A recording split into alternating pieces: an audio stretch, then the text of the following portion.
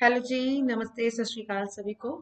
तो welcome to history classes. My name is Manpreet Kaur और NET exam की प्रिपरेशन से रिलेटेड ये मेरा हिस्ट्री का यूट्यूब का जो चैनल है, यहाँ पर हम एशियन हिस्ट्री से रिलेटेड जो टॉपिक है उसके बारे में डिस्कस कर रहे हैं। तो इसी से रिलेटेड ही फ्रेंड्स मैंने पहले भी जो टॉपिक है वो प्रोवाइड करवाए हुए हैं क्विक एंड शॉर्ट वे में। तो जो टॉपिक आज हम करने जा रहे हैं, तो फ्रेंड्स ये जहाँ पर जो प्रिपरेशन चल रही है वो स्टार्टिंग से है, जिसमें कि हमने पहले स्टार्टिंग से स्टार्ट किया था, जिसमें कि हमने प्रागैतिहासिक काल को कवर किया, हड़प्पा सभ्यता के बारे में जाना, फिर वैदिक संस्कृति में उत्तर वैदिक काल, जो ऋग्वैदिक काल वो आ जाता है। तो आज भी कुछ ऐसे ही न्यू टॉपिक आपके लिए लेकर आई हूँ। तो जान लेते हैं कौन से जो न्यू टॉपिक है आज हम करेंगे। तो वो रहा ये कि इसमें हम प्राचीन भारत के जो प्रमुख आंदोलन आ जाते हैं वो हम डिस्कस करेंगे, जिसमें कि पहले छठी शताब्दी ईसा पूर्व के प्रमुख जो संप्रदाय, जिसमें कि बौद्ध धर्म आ जाता है, फिर जैन धर्म है, भागवत धर्म जिसको कि वैष्णव धर्म कह देते हैं, और शैव धर्म। तो ये टॉपिक जो है ये हमारा टॉपिक अब चलने वाला है। तो इसमें हम बहुत सारी चीजें डिस्कस करेंगे, क्योंकि इसी में से कई बार क्वेश्चंस पूछे गए हैं, आगे भी आ सकते हैं। तो इसलिए ये टॉपिक करना बहुत ही जरूरी है। तो ये टॉपिक आपके लिए लेकर आई हूँ। तो इसी से रिलेटेड ही हम जो एक वीडियो में तो ये सारा कवर अप नहीं होगा, तो इसकी चार पांच वीडियो तो होंगी जिसमें हम ये पूरा जो टॉपिक है वो कवर अप करेंगे। तो क्विक एंड शॉर्ट वे में हर टॉपिक को जानेंगे, विद डिटेल वाइज होंगे। तो फ्रेंड्स, अगर आप मेरे इस चैनल के साथ न्यू हैं तो प्लीज सब्सक्राइब जरूर कर लेना, बेल आइकन को प्रेस कर लेना, ताकि टाइम पर आपको नोटिफिकेशन मिलता रहे और आपकी प्रिपरेशन टाइम पर होती रहे। इसके अलावा फ्रेंड्स, आप मुझे अनअकैडमी पर फॉलो कर सकते हो। डिटेल वाइज जो टॉपिक है वहां पर दिए गए हैं, वहां पर जाकर आप देखोगे तो आपको बहुत सारा मटेरियल वहां पर मिल जाएगा, जिससे आपकी जो प्रिपरेशन है और भी अच्छे वे में हो जाएगी। क्योंकि एमसीक्यू सीरीज भी वहां पर है, अटेम्प्ट कर सकते हो, वहां पर आप लगाकर देख सकते हो कि आपकी प्रिपरेशन कितनी जा रही है, कैसी है, और आपको और कितनी जरूरत है। तो अगर वहां पर भी लेसन अच्छे लगे तो लाइक कीजिए, वहां पर कमेंट करके बताइए, फॉलो भी कीजिए, और जहां पर भी चैनल को सब्सक्राइब जरूर कर लेना। और हाँ, यहाँ पर भी प्लीज कमेंट करके जरूर बताया कीजिए कि आपको लेसन कैसे लग रहे हैं, लाइक करके भी जरूर बताना। तो चलिए स्टार्ट करते हैं आज के जो हमारे टॉपिक है, प्राचीन भारत के प्रमुख धार्मिक आंदोलन। तो थोड़ा सा उसके बारे में स्टार्टिंग में थोड़ा सा ओवरव्यू जो दिया गया है उसके बारे में जान लेते हैं। जैसे कि बताया गया है कि ईसा पूर्व छठी शताब्दी में उत्तर भारत का जो कह लो कि उत्तर भारत के जो मध्य गंगा घाटी क्षेत्र में, जहां एक और क्या थे कि मगध के विशाल साम्राज्य की नींव पड़ रही थी, तो दूसरी तरफ क्या था कि वैदिक ब्राह्मण कर्मकांड एवं दोषों के खिलाफ धार्मिक बौद्धिक आंदोलन की शुरुआत हुई थी। क्योंकि जब उत्तरवैदिक काल आया था तो उस टाइम पर जो कर्म कांड थे बहुत ज्यादा उग्र रूप धारण कर लिया था। तो अब उसमें बहुत सारे कह लो कि चेंजेस आने स्टार्ट हो चुके थे धार्मिक स्थिति में। तो एक तरफ जहां पर एक विशाल साम्राज्य की नींव पड़ रही थी, तो दूसरी तरफ जो कर्म कांड, ऐसे जो धार्मिक चीजें थी वो बढ़ रहे थे। तो उसकी शुरुआत हुई थी इन ऐसे आंदोलनों की। तो जैसे कि रामशरण शर्मा थे, उन्होंने बताया है कि ईसा पूर्व छठी शताब्दी में नगरीय क्रांति का काल कहा गया है, और गोविंद चंद्र पांडे ने इसे शताब्दी में अभिसंबोधि युग भी कहा गया है। तो अलग अलग जो कह लो कि विद्वान हुए हैं, उनके अलग अलग थॉट्स हैं, अलग अलग जो उनके अनुभव है उनके आधार पर अलग अलग जो नाम दिए गए। जैसे कि रामशरण शर्मा ने उनको नगरीय क्रांति कहा है, और गोविंद चंद्र पांडे ने क्या कहा है, अभिसंबोधि युग। इसी प्रकार प्रोफेसर आर एस शर्मा जो आ जाते हैं, उनके अनुसार ये बताया गया है कि बौद्ध धर्म का उदय नव विकसित जो नगरीय प्रवेश में अवमानित मूल्यों को समाप्त करने तथा जो अच्छा प्रगतिशील है और उसे समर्थन प्रदान करने के लिए हुआ है। कि जो धार्मिक जो धर्म आ जाता है, तो उसमें कुछ जो अवमानित जो मूल्य हैं उनको समाप्त करके अच्छा और प्रगतिशील एक समर्थन प्रदान करने के लिए हुआ था।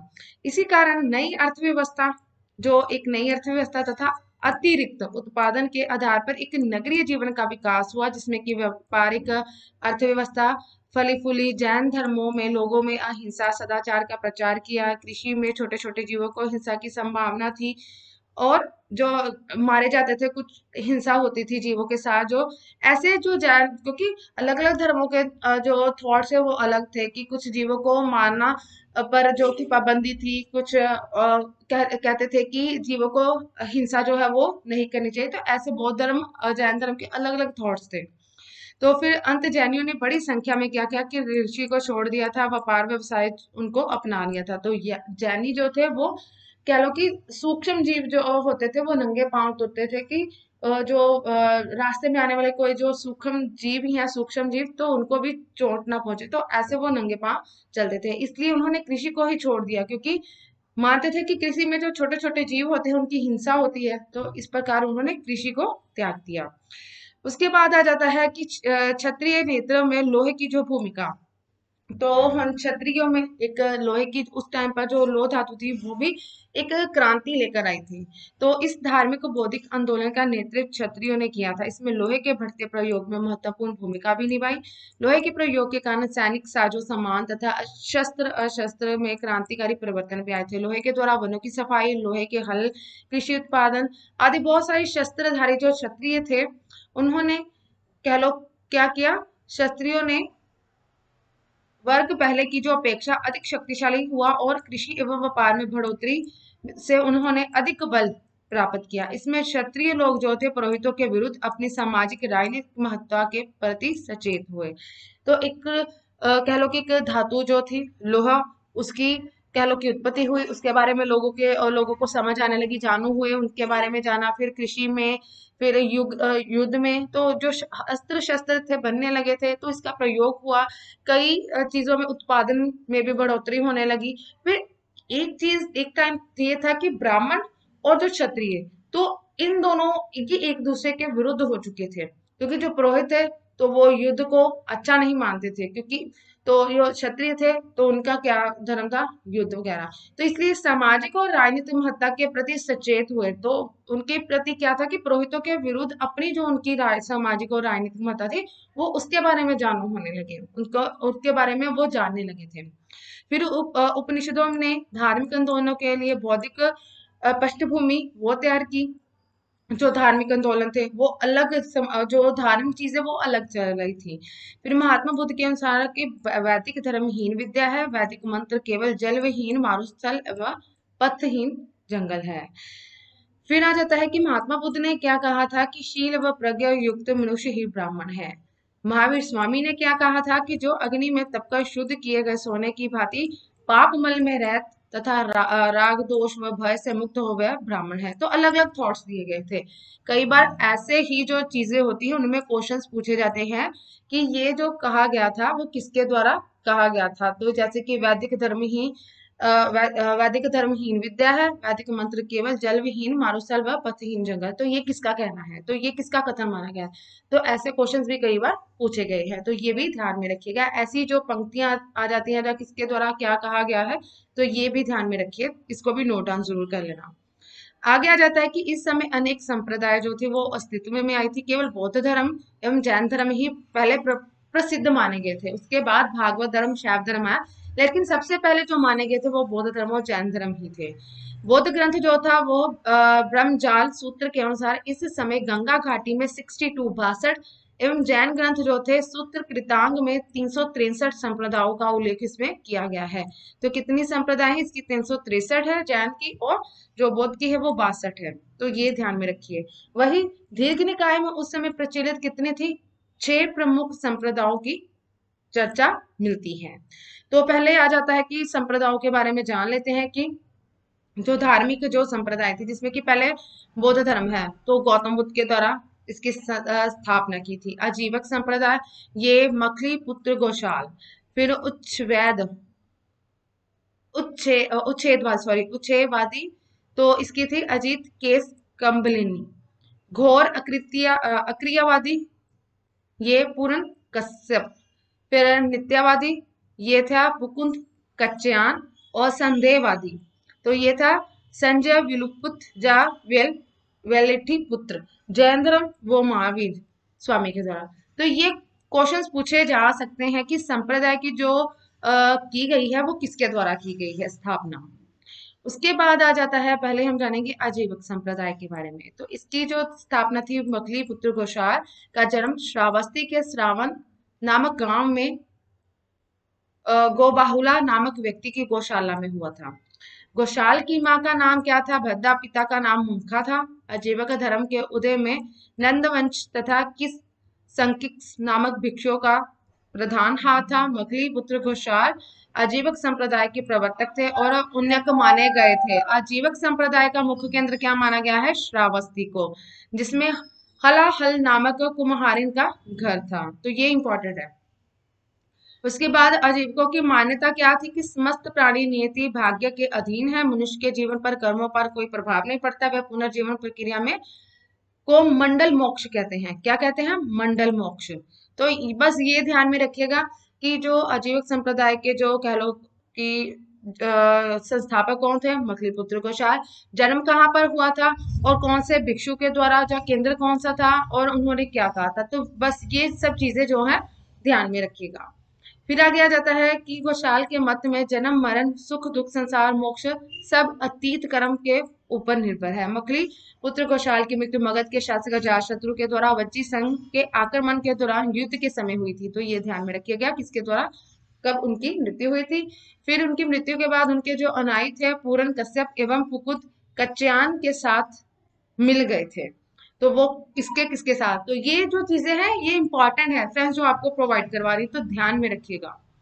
आगे आ जाता है कि महावीर स्वामी एवं घोषाल थे, उनकी जो प्रथम भेंट थी वो नालंदा में हुई थी। भगवती सूत्र में महावीर स्वामी और मकली पुत्र घोषाल के बीच में हिंसक संघर्ष का वर्णन भी मिलता है। घोषाल एवं महावीर स्वामी 6 साल तक नालंदा में साथ रहे थे। आजीवक जैन दिगंबरों की भांति निर्वस्त्र रहते थे एवं कठोर जीवन ये व्यतीत करते थे। फिर एक धार्मिक संप्रदाय के रूप में आजीविकों का जो वर्णन है वो पतंजलि के महाभाष्य में भी मिलता है। किसमें मिलता है? पतंजलि के महाभाष्य में। ये ध्यान में रखिएगा कि आजीविकों का जो वर्णन है। फिर दक्षिण में घोषाल को अवर्णीय देवता भी कहा गया है। आजीवक जो थे ये अशोक वृक्ष की पूजा करते थे। किसकी पूजा करते थे? आजीवक अशोक वृक्ष की। हथेली पर भोजन करते थे, जिसको कि हथ्यपल लेखन जो होता था, एवं दंड धारण करने के लिए एक दंडिन कहलाए थे ये। तो ये भी बहुत ही इंपॉर्टेंट चीजें हैं कि जो आजीवक थे वो किस प्रकार भोजन करते थे? हथेली पर, जिसको क्या कहते थे? हथ्यापलेखन। तो फिर दंड धारण करने के लिए एक दंडिन कहलाए। फिर वराहमिहिर जो थे ये आजीविकों को एक दंडिन व वान भट्ट जो थे मस्किरन कहते हैं। तो ये ध्यान में रखिएगा कि कौन किसको क्या कहता है। जैसे कि बान भट्ट मस्किरन क्या उन्होंने कहा और वराहमिहिर आजीविका को एक दंडिन कहा। उसके बाद आ जाता है उच्छेदवादी। तो ये उसकी कुछ आगे की जो है, बस इसको एक बार पढ़ लेना जरूर। उच्छेदवादी जैसे कि अजीत केस कंबली भारत के प्रथम भौतिकतावादी चिंतक थे। उनके अनुसार कर्मों का पाप पुण्य के रूप में कोई संचित फल नहीं है, मृत्यु के बाद सब कुछ नष्ट हो जाता है। वे पुनर्जन्म में विश्वास नहीं करते थे। इनका दर्शन चार्वाक दर्शन से मिलता जुलता था। तो कौन से थे? ये उच्छेदवादी। उसके बाद आ जाता है घोर अक्रियवादी। तो ये घोर अक्रियवादियों के अनुसार कर्मों का व्यक्ति पर कोई प्रभाव नहीं है। प्रतिपादक पूरन कश्यप ने श्रावस्ती में जल समाधि ली थी। तो पूरन कश्यप ने कहाँ पर श्रावस्ती में क्या किया था? जल समाधि ली थी। कहाँ पर? श्रावस्ती में। ऐसे क्वेश्चंस पूछे जा सकते हैं, तो इसलिए साथ साथ आपको बता रही हूँ। फिर आगे आ जाता है नित्यवादी। नित्यवादी जो थे ये संसार के 7 तत्व जिसमें कि पृथ्वी जल अग्नि वायु सुख दुख और आत्मा को नित्य माना। नित्यवादी के संस्थापक कौन थे? मुकुंद कच्यान। आगे आ जाता है संदेहवादी। तो संदेहवादी के संस्थापक कौन थे? संजय वेलुपुत्र को कुल कुंभलाने वाले सर्पमीन की संज्ञा दी गई है। सारिपुत्र व महामुग्ध कल्याण बौद्ध संघ के उनसे जुड़ने से। फिर आगे आ जाता है नित्यवादी जुड़ने से ही पहले संजय वेलुपत के ये शिष्य थे। किसके थे? बौद्ध संघ से जुड़ने से पहले ये संजय वेलुपत के। उसके बाद आ जाता है कि संजय का कहना था कि परलोक औपातिक जीव कर्म मुक्ति के बाद की अवस्था, इन पर विषयों का जो निश्चित ज्ञान असंभव है। इनको अस्त नास्तिक आस्तिक नास्तिक और इन 4 कोटियों में नहीं रखा जा सकता। इन्होंने ना तो किसी मत को स्वीकार किया और ना ही किसी का खंडन किया था। तो ये कौन से आ जाते हैं? संदेहवादी। तो संदेह करते थे। तो ये क्या थे कि ना किसी के मत को उन्होंने स्वीकार किया और ना ही किसी के मत को खंडन किया था। उसके बाद जो स्टार्टिंग का पीरियड आ जाता है, जो सबसे इंपॉर्टेंट है वो ये बौद्ध धर्म है। तो पहले तो हमने छोटे छोटे जो है वो उनके बारे में जान लिया है, तो कई बार उनसे क्वेश्चंस आ सकते हैं, इसलिए प्लीज उनको निग्लेक्ट मत करना, एक बार रीड कर लेना। तो ये अब स्टार्टिंग है, यहाँ से जो चीजें आपको प्रोवाइड करवाऊंगी ये बहुत ही इंपॉर्टेंट है, हर एक चीज को नोट डाउन जरूर कीजिएगा। तो जैसे कि बौद्ध धर्म के प्रवर्तक कौन आ जाते हैं, जैसे कि हम जानते हैं गौतम बुद्ध है। बचपन का क्या नाम था उनका? सिद्धार्थ। जन्म कहाँ कब हुआ था? 563 ईसा पूर्व में नेपाल की तराई में स्थित जो कपिल वस्तु आ जाता है के लुम्बिनी नामक ग्राम में अमराकुंज में शाल वृक्ष के नीचे शाक्य क्षत्रिय कुल में हुआ था। तो एक ही लाइन में आपको कितना सभी मटेरियल जो है वो मिल गया है कि जन्म कहाँ पर हुआ था, कब, कौन से ग्राम में हुआ था, किस वृक्ष के नीचे, और कौन से क्षत्रिय कुल में होता? शाक्य। तो ये इतना ही बहुत ही इंपॉर्टेंट है, जहां से ही आपके दो क्वेश्चंस जो 2 नंबर है वो आ सकते हैं। कपिल वस्तु की पहचान सिद्धार्थ नगर के पिपरहवा से की जाती है। कुछ विद्वान कपिल वस्तु की जो पहचान है वो नेपाल की तराई में स्थित आधुनिक तिलोरा तिलोरा कोट तिलोरा कोट वहां से करते हैं। तो ये ध्यान में रखिएगा, आधुनिक नाम क्या है? नेपाल की तराई में स्थित तिलोरा कोट। तराई, तराई से तिलोरा, तो ये थोड़ा सा कॉम्बिनेशन कर लेना, तराई नेपाल की तराई में स्थित होने के कारण तिलोरा कोट। तो 1895 और 96 में लुम्बिनी जो रुमनदई के एक स्तंभ से लेख में मिला है कि हिंद बुधे जाते शाक्य मुनीत लिखा है कि अर्थात जहां बुद्ध का जन्म हुआ। अशोक का रुमनदई अभिलेख बुद्ध के जन्म का अभिलेखीय प्रमाण भी प्रस्तुत करता है, तो ये भी इंपॉर्टेंट है, बहुत ही इंपॉर्टेंट है। 1985 और 1960 में लुम्बिनी जो रुमनदई के एक स्तंभ लेख में क्या मिला है? जो अशोक का रुमनदई अभिलेख में बुद्ध के जन्म का अभिलेखीय जो प्रमाण है वो प्रस्तुत करता है। उसके बाद आ जाता है सिद्धार्थ का गोत्र गौतम था, उन्होंने गौतम भी कहा जाता है, तो सिद्धार्थ को गौतम के नाम से ज्यादातर पुकारा जाता है। उसके बाद सिद्धार्थ उनके पिता थे यशोधन शाक्य कुल के मुखिया थे। शाक्य जो थे अपने आप को इक्ष्वाकु वंशीय क्षत्रिय मानते थे। बुद्ध की माता महामाया थी जो कोल्या वंश की थी। फिर राजकन्या थी, देहांत बुद्ध के जन्म के 7वें दिन हो गया था उनका, और उनका जो लालन पालन किया था उनकी मौसी प्रजापति गौतमी के द्वारा किया गया था, तो ये भी ध्यान में रखिएगा। फिर काल देवल कौंडन्या ऋषि अतिश ने भविष्यवाणी की थी कि सिद्धार्थ जो थे वो चक्रवर्ती राजा या फिर सन्यासी होगा, तो राजा तो बने नहीं, वो सन्यासी बने थे। फिर यशोधन ने बुद्ध को कहा कि भगवान पुत्र का प्रेम त्वचा मांस अस्थि को भेदता हुआ मज्जा तक पहुंचता है। फिर बाल्यकाल में ही सिद्धार्थ की आध्यात्मिक रुचि के कारण 16 वर्ष की आयु में उन्होंने उनका जो विवाह था शाक्य कुल की कौल्या गणराज की कन्या यशोधरा से कर दिया गया। गौतम बुद्ध को बिंबा गोपा मतकशा नामक भी मिला। फिर बौद्ध ग्रंथों में यशोधरा तो जिसका बौद्ध ग्रंथों में क्या उनका नाम दिया गया था यशोधरा को? बिंबा गोपा बद कचना नाम, ये सब उनको मिले थे। फिर बाद में ज्ञातयाग और उनकी जो सत्य की खोज वो, तो 28वें वर्ष में सिद्धार्थ को यशोधरा ने राहुल नामक पुत्र प्राप्त हुआ। सांसारिक दुखों से द्रवित होकर उन्होंने 29 वर्ष में गृह त्याग दिया, और गृह त्याग की घटना को क्या कहा जाता है बौद्ध मतवावलंबी में? महाभिनिष्क्रम, तो ये कहलाता है। उसके बाद आ जाता है गौतम बुद्ध के वैराग्य उत्पन्न करना, जो उन्होंने जहां से वैराग्य उत्पन्न हुआ, संन्यास धारण का मन किया था, तो क्या चीजें उन्होंने देखी थी, कौन से दृश्य थे? वो 4, जिसमें कि जर्जर शरीर वाला वृद्ध जो व्यक्ति, रोगी व्यक्ति आ जाता है, मृत व्यक्ति है, और प्रसन्न मुद्रा में सन्यासी। तो ये 4 दृश्य ही जो थे जो कि मुंजिमम निकाय में है। उसके बाद आ जाता है डीडी कोशंबी ने बुद्ध को गया त्याग का कारण शाक्य तथा कोल्यों के मध्य रोहिणी नदी जल विवाद बताया। तो विद्वानों के भी अलग अलग मत जो है वो बताए गए हैं कि उन्होंने जो गृह त्याग क्यों किया था।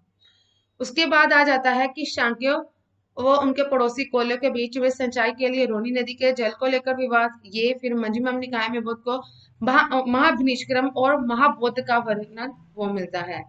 सिद्धार्थ ने अपना जो घोड़ा था क्या था? कंथक, तो ये इसके बारे में भी क्वेश्चन आता है कि सिद्धार्थ के घोड़े का क्या नाम था? कंथक, और उनके सारथी शंदक क्या थे? शंदक। साथ लेकर उन्होंने गृह त्याग दिया था।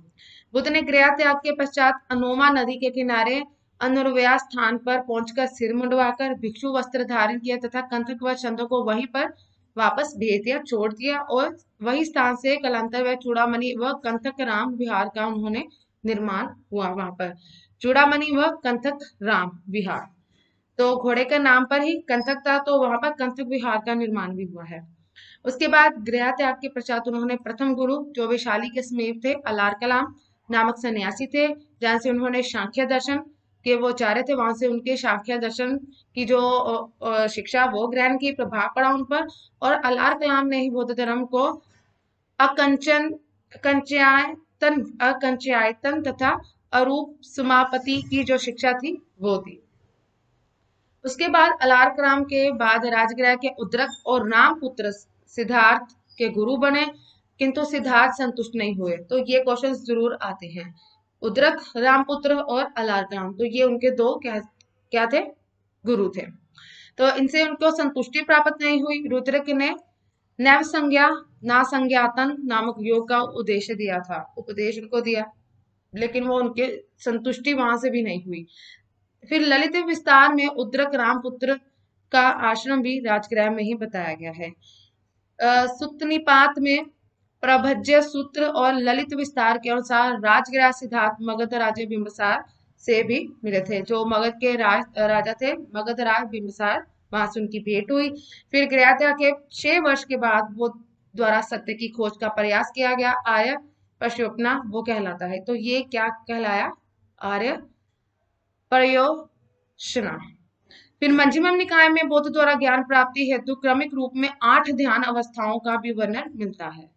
फिर बुद्ध जब उर्वेला जो बोधगया गए, वहां उन्होंने कौंड्यान एवं 4 अन्य ब्राह्मण जो साधक उनको मिले। सिद्धार्थ ने कठोर साधना छोड़कर निरंजना नदी के किनारे सुजाता के हाथों से भोजन भी ग्रहण किया था। उसके बाद क्या आ जाता है, ज्ञान प्राप्ति। तो 35 वर्ष की आयु में उर्वेला में एक पीपल वृक्ष, जिसको कि अश्वत्थ वृक्ष पीपल वृक्ष कहते हैं, समाधि ली। और 49 डे 19वें वर्ष में उनको वैशाख पूर्णिमा की रात सेनापति ग्राम में निरंजना नदी के तट पर सिद्धार्थ को ज्ञान की प्राप्ति हुई। ज्ञान प्राप्ति क्या था कि संबोधि कहा जाता है। ज्ञान प्राप्ति की घटना 2 दिन बाद ही सिद्धार्थ तथागत जो सत्य की जो ज्ञान प्राप्त करने वाले, जिसको वो और गौतम बुद्ध के नाम से वो प्रसिद्ध हुए थे। तथागत सिद्धार्थ तथागत जा गौतम बुद्ध के नाम से। बुद्ध जब तपस्या में थे, तब जो तप कर रहे थे, तो मार देवता या काम देवता ने प्रलोभनों से समाधि को बाधित करने का प्रयास भी किया, लेकिन उन्होंने मार पर विजय प्राप्त की। और बौद्ध कला में भूमि स्पर्श मुद्रा के रूप में वो दिखाई देते हैं। बौद्ध कला में उनको भूमि स्पर्श मुद्रा जो आ जाती है, उसमें जो उनकी जो कह लो की मूर्तियां हैं वो ज्यादा मिलती, चित्र मिलते हैं। मार क्या था, ये कामदेव जिन्होंने सिद्धार्थ बौद्ध की समाधि भंग करने का प्रयास भी किया था, ये भी ध्यान में रखिएगा, मार के द्वारा। फिर महावज्ञ में संबोधि का वर्णन तथा संबोधि के बाद कुछ समय का क्रमबद्ध इतिवृत्त दिया गया था। विनय पिटक के अनुसार संबोधि के बाद 4 सप्ताह तक बुद्ध विमुक्ति सुख प्रति संवेदी होकर बुद्धासन बने रहे। फिर क्या हुआ, उपदेश और धर्म प्रचार। जब उनको ज्ञान की प्राप्ति हुई, सत्य की प्राप्ति हुई थी, महावज्ञ के अनुसार बुद्ध ने सर्वप्रथम तपस्सु एवं भल्ली नामक 2 जो बंजारे थे, जो गया में बौद्ध धर्म का अनुयायी उनको बनाया। उर्वेला में बुद्ध वाराणसी के पास स्थित सारनाथ आए, जहाँ के ऋषि पत्तन एवं मृगदाव आश्रम में 5 ब्राह्मण सन्यासियों को पाली भाषा में उन्होंने प्रथम उपदेश दिया। और ये 5 शिष्य थे उनके। कौन कौन से थे, आंज असंग, कौंडिन्य, अजिस्वप, महानाम और भद्य। तो ये कुछ 5 जो थे उनके जो शिष्य कहलाए थे, जिनको पाली भाषा में उन्होंने क्या था, पहला उपदेश दिया था। तो इन 5 के बाद काशी व श्रेष्ठी वर्ग बुद्धि का जो श्रेष्ठ वर्ग है वो बुद्ध का अनुयायी बना। महाबुद्ध का प्रथम उपदेश क्या कहलाया था, धर्म चक्र परिवर्तन कहलाया। जहां से ही सारनाथ में बुद्ध ने बौद्ध संघ की स्थापना कर बौद्ध संघ में प्रवेश आरंभ कर दिया। प्रथम उपदेश का उल्लेख क्या मिलता है, संयुक्त निकाय में है। एवं उपदेश जो है वो 4 आर्य सत्यों के बारे में भी इसमें बताया गया है। तो सर्वाधिक उपदेश कहाँ पर थे, कौशल राजधानी श्रावस्ती में दिए, और मगध में उन्होंने अपना प्रचार केंद्र बनाया था। तो सबसे ज्यादा उपदेश कहाँ पर मिले दिए गए थे उनके द्वारा, श्रावस्ती में, और मगध को उन्होंने अपना प्रचार का केंद्र बनाया। बाद में आ जाता है कि मंजूमम निकाय के वर्णानुसार कौशल नरेश जो प्रसेनजीत थे वो बुद्ध के बारे में उन्होंने कहा था कि भगवती कौशल को अहम कौशल को पे अस्टिको भगवती अस्टिको, तो अर्थात बुद्ध ही कौशल के हैं, मैं भी कौशल का हूँ, बुद्ध भी 80 साल के और मैं भी 80 साल का हूँ। तो ये कुछ जो प्रसेनजीत के द्वारा कुछ वाक्य जो उनके बारे में कहे गए थे। श्रावस्ती जो है क्या, अचिरावती, राप्ती नदी के तट पर स्थित है एवं नगर की जो आकृति है वो अर्ध चंद्राकार है। तो अर्ध चंद्राकार की ऐसी उनकी जो कह लो कि वो आकृति बनी हुई है।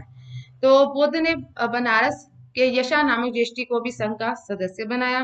फिर राजगृह में क्या था कि बुद्ध एवं बिंबिसार की प्रथम भेंट हुई। बिंबिसार की पत्नी क्षेमा पुत्र अभय भी उनके शिष्य बने थे बुद्ध के। तो अभय जो था ये आम्रपाली का पुत्र है। तो बिंबिसार का जो पुत्र अभय ये आम्रपाली का पुत्र है। तो इसमें ये भी ध्यान में रखिएगा।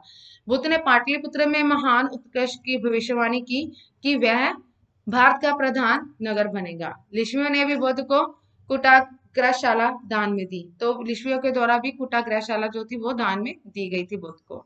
बुद्ध ने कपिल वस्तु में शाक्यों के जो संस्थागार का उद्घाटन किया एवं कपिल वस्तु से लौटते हुए अनूप्य नामक स्थान पर शाक्य नरेश भद्दिका को अपना शिष्य बनाया। आनंद पाल उपाली देवदत्त अनिरुद्ध को भी उन्होंने अपना शिष्य बनाया था। तो ये भी उनके शिष्य थे, इनको भी उनके क्रम में शामिल जरूर कर लेना। तो एक बार पढ़ लेना कि कौन कौन से उनके शिष्य बने थे। तो राजगृह में सारीपुत्र मुग्ध कल्याण बौद्ध धर्म के दीक्षित हुए। फिर उन्होंने प्रथम जो वर्षावास जो था वो सारानाथ में मूल गंध कुट्टी विहार और अंतिम वर्षावास कहाँ पर, वेलुग्राम विहार में बिताया। तो ये भी पूछा जा सकता है कि प्रथम वर्षावास कहाँ पर, मूल गंध कुटी विहार, और लास्ट वाला वेलुग्राम विहार। तो दूसरा और चौथा वर्षावास राजगृह में व्यतीत किया था। पहला, दूसरा, लास्ट वाला और फोर्थ, तो ये ध्यान में रखिएगा। फिर सर्वाधिक प्रचार कौशल राज्य में हुआ था। कौशल से के बाद बुद्ध को सर्वाधिक अनुयायी बने और कौशल की राजधानी क्या थी, श्रावस्ती थी। सर्वाधिक उपदेश जहां पर ही दिए गए थे। तो श्रावस्ती में ही सर्वाधिक वर्षावास उन्होंने व्यतीत किए। उसके बाद वो राजगृह विशाली कपिल वस्तु में सर्वाधिक वर्षावास उन्होंने बिताए। कपिल वस्तु में कौशल राज्य के अधीन थे। फिर अंगुलीमाल नामक जो डाकू था उसको भी बुद्ध ने श्रावस्ती में ही बौद्ध धर्म में उनको दीक्षित किया था। कौशल श्रावस्ती। उसके बाद आ जाता है अंगुलीमाल नामक डाकू को श्रावस्ती में अनुयायी बनाया, दीक्षित किया। उसके बाद जो नगर वधु जो आम्रपाली थी भी बुद्ध की शिक्षा जो शिष्या थी वो बनी थी विशाली की। वो कौन सी थी, विशाली की थी। फिर सुसुमागिरी के भाग्यों में अभय राजकुमार और नुकुल के माता पिता ने बौद्ध धर्म को ग्रहण किया। कौल्य में सुप्रवासा सुप्रसिद्ध उपासिका थी। मल्लों के दर्भ में चुंद प्रसिद्ध शिष्य थे। बुद्ध के प्रधान शिष्य कौन थे, उपाली थे। सर्वाधिक जो प्रिय शिष्य आनंद थे, जो मल्ल गणतंत्र के निवासी माने गए हैं। उसके बाद बौद्ध स्वयं अवंती नहीं गए थे, अपनी जगह महाकच्यान को भेजा और अवंती में ही बौद्ध धर्म का उन्होंने प्रचार किया। फिर बुद्ध ने अपने कह लो कि पावा में चुंद्र नामक कुल्हार के घर भोजन किया, ग्रहण किया और उदर विकार से पीड़ित होकर उनकी मृत्यु और बीमारी की अवस्था में कुशीनगर वो वहां पर आए। और वहां आगे चलकर हम जानेंगे कि अंतिम समय और उनकी मृत्यु।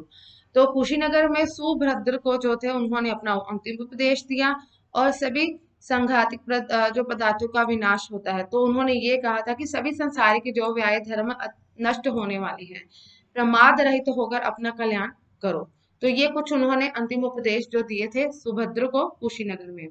इसी समय बुद्ध ने अपना प्रिय शिष्य आनंद को निर्देश दिया कि मल्लों को बुद्ध में महापरिनिर्वाण की सूचना दे, बुद्ध के की उनकी मृत्यु के बारे में।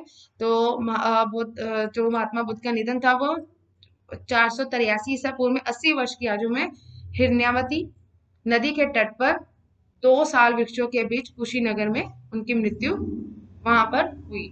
और बुद्ध के निधन को महापरिनिर्वाण के नाम से भी जाना जाता है। विद्वान कुशीनगर को वर्तमान देवरिया का कसिया गांव मानते हैं। बुद्ध की मृत्यु पर सुभद्र ने कहा था कि चलो अच्छा हुआ कि बुद्ध नहीं रहे, अब हम स्वतंत्र हैं। बुद्ध भारत में जन्म लेने वाले महानतम व्यक्ति थे, A.L. बशम के द्वारा ये कहा गया है। उसके बाद कुशीनगर में राम संभार नदी तट पर बुद्ध का अंतिम संस्कार हुआ। फिर बुद्ध घोष की सुमंगल विलासनी में बुद्ध की जो पूरी दिनचर्या की गई है, पूरी दीर्घ न्याय पर क्या थी, वो टीका है। उसके बाद आ जाता है कि महापरिनिर्वाण सूत्र में निर्वाण और उससे सब कुछ पहले का जो वर्णन है वो उसमें मिलता है। तो आगे आ जाता है कि महापरिनिर्वाण के बाद बुद्ध के अवशेषों को द्रोण नामक ब्राह्मण की अध्यक्षता में 8 लोगों के 8 भागों में विभाजित किया एवं उनमें 8 स्तूप भी बनाए गए, जिसमें कि पहले आ जाता है कि मगध नरेश, अजातशत्रु, वैशाली के लिच्छवी, कपिल वस्तु के शाक्य, अल्प कल्प के भुल्ली, रामग्राम के कोल्या, वेद वेठ वेठ द्वीप के ब्राह्मण, पावा व कुशीनगर के मल्ल और पिपलीवन के मौर्य। तो ये 8 लोगों के बारे में बहुत ही इंपॉर्टेंट है कि उनके जो कह लो कि 8 स्तूप जो बने थे, तो ये सबसे इंपॉर्टेंट है, वेरी वेरी इंपॉर्टेंट है। तो प्लीज इनको नोट डाउन जरूर कर लेना, तो ये वेरी वेरी इंपॉर्टेंट है। पिपलीवन के मौर्य ने अंगारा स्तूप उनका निर्माण करवाया। दीर्घकाय में बने क्षत्रिय होने के कारण अजात शत्रु ने बुद्ध के अस्थि अवशेषों में हिस्सेदारी का दावा करते हुए कहा कि बुद्ध भी क्षत्रिय है तो मैं भी क्षत्रिय हूँ। लिच्छवियों ने महावीर स्वामी के प्रभाव के कारण बुद्ध का प्रभाव सीमित रहा। यद्यपि लिच्छवी सेनापति से ही बाद में जैन जो धर्म के थे वो अनुयायी बन गए। उसके बाद आ जाता है कि बुद्ध के प्रमुख शिष्य कौन थे। तो आनंद जो उनका कि बुद्ध का चचेरा भाई वो प्रिय शिष्य था। देवदत्त आनंद का बड़ा भाई बुद्ध का विरोधी था। मातंग जो था वो शूद्र था। अनुरुद्ध था व्यापारी था, समक्य समिति के ज्ञाता थे। यश व्यापारी था। अनाथ पिंडक भी व्यापारी थे। सुनीति भंगी था। उपाली क्या थे, नाई थे और विनय के विद्वान थे। सारिपुत्र ब्राह्मण और इसमें धाम की गृहणतम अंतर्दृष्टि थी। मुग्ध कल्याण ब्राह्मण थे। महानतम दैवीय शक्ति के पुंज थे और जीवक बिंबसार का राजवैद्य था। नंद गौतमी का पुत्र और राहुल बुद्ध का पुत्र था। तो ये कुछ फ्रेंड्स जो टॉपिक थे जिसमें हमने आज उनके बुद्ध के शिष्यों के बारे में जाना, उनके जीवन के बारे में, उनके ज्ञान प्राप्ति के बारे में, उनकी मृत्यु के, तो हमने उनका टॉपिक जो है वो ऑलमोस्ट कवर किया है। तो आगे बौद्ध धर्म के बारे में जो कि उनके लिखे गए थे, उनकी जो ज्ञान प्राप्ति के बाद जो जो जैसे कि उनके पिटक आ जाते हैं, त्रिरत्न आ जाते हैं, उनके बारे में हम आगे नेक्स्ट वीडियो में जानेंगे। आज के लिए तो इतना ही। होपफुली ये टॉपिक भी आपको अच्छे लगेंगे, आपकी हेल्प होगी लर्निंग में। तो प्लीज कमेंट करके जरूर बताइए, लाइक कीजिए और उसके पहले चैनल को सब्सक्राइब कर लेना। अगर डिटेल वाइज प्रिपरेशन करना चाहते हो तो नीचे दिए गया जो लिंक है वहां पर जाकर प्लीज एक बार जरूर देखिए। अगर अच्छे लगे सी ऑल कर वहां पर मेरे कोर्सेज हैं, तो हर कोर्सेज में मैंने 100 के अकॉर्डिंग वहां पर लेसन है। एक कोर्सेज में 100 के अकॉर्डिंग लेसन है, तो कितने जितने भी कोर्सेज है उसमें सभी में ही मैंने 50 से अबव 100 के अकॉर्डिंग लेसन दिए हुए हैं। तो जाकर देख सकते हो, प्रिपरेशन बहुत ही अच्छे वे में हो जाएगी। तो प्लीज जाकर जरूर देखिए, प्रिपरेशन अच्छे वे में कीजिए, वहां पर भी फॉलो कीजिए और जहां पर भी चैनल को सब्सक्राइब जरूर कर लेना। तो वीडियो देखने के लिए आप सभी का थैंक यू।